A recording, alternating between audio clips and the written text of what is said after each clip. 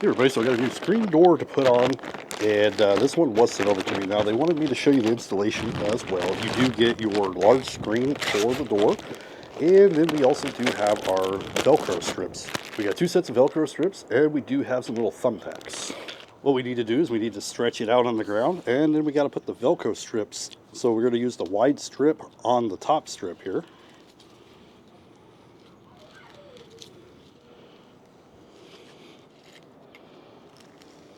And then you need to put the Velcro strips on the sides with the thinner Velcro. You get one long strip, you just need to cut it to size as you put it on. And then we just need to do the other side. All right, so now what we need to do is we need to hang it up. So we're gonna peel this off and stick it on slowly.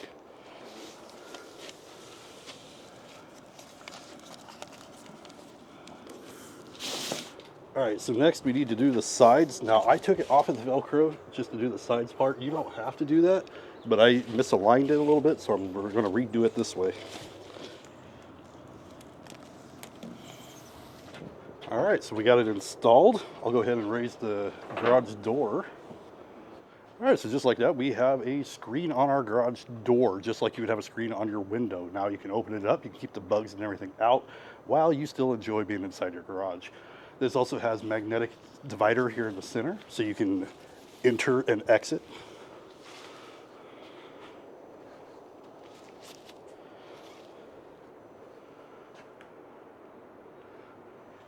And it does give you a little bit of a hint of privacy, at least during the day.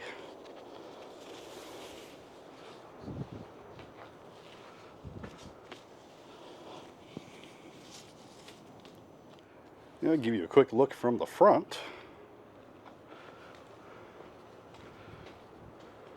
And then we have a view from the inside out. All right, since it's Velcro, you got the option to easily pull it down if you need to. Just be careful not to pull down the sticky strips that are up there.